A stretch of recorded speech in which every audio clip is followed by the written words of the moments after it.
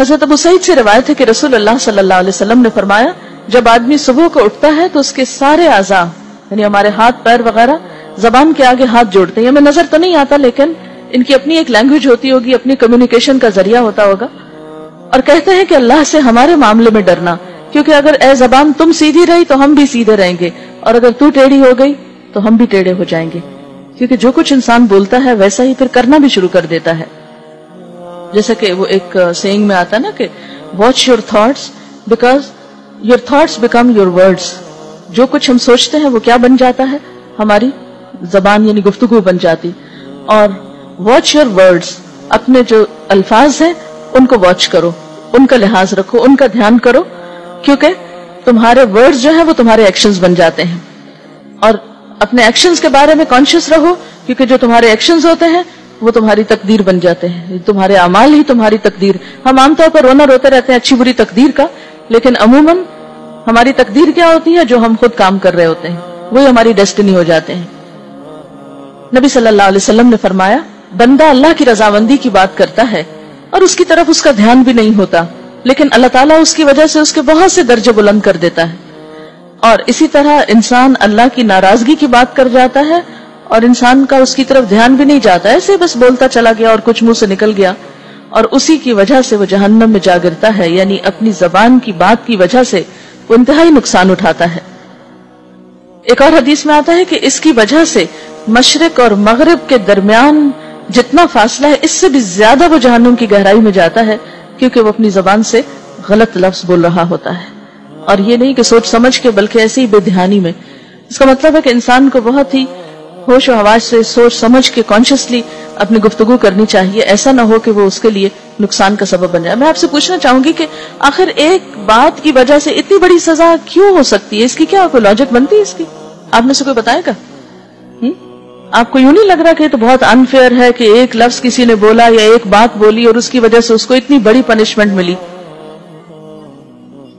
شابش. ہمارا ہر ایکشن جو ہے وہ صرف ایکشن نہیں, ہر ایکشن کا ایک ری ایکشن ہوتا ہے اور پھر ایک چین ری ایکشن شروع ہو جاتا ہے.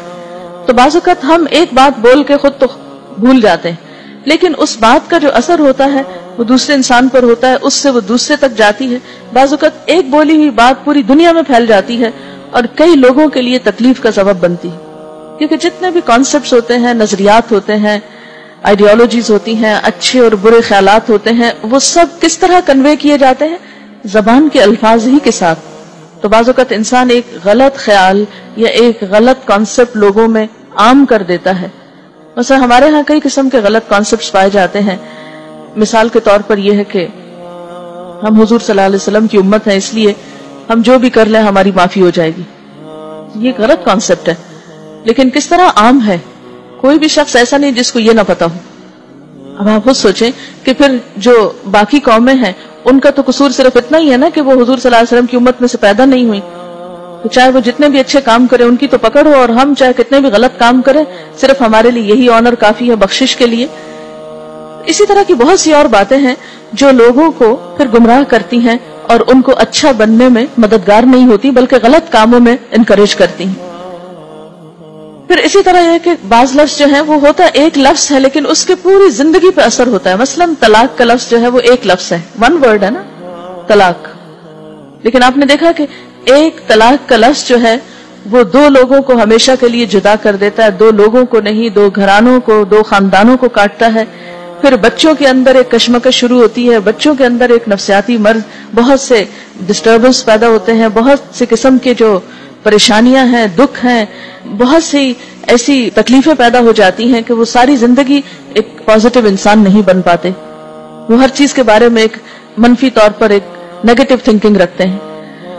تو اس لیے اب ایک شخص نے ہو سکتا ہے کہ ایک لفظ طلاق بول کر اپنے وقتی غصے کا اظہار کر دیا ہو, لیکن اس نے یہ نہیں سوچا کہ اس ایک لفظ سے آگے اس کے نسلوں کو کتنی بڑی سزا ملنے والی ہے, اور کئی خواتین پر محض اس ایک لفظ کی وجہ سے کتنا بڑا ظلم ہو جاتا ہے. تو اس لیے ہمیشہ سوچ سمجھ کر ان الفاظ کو ادا کرنا چاہیے.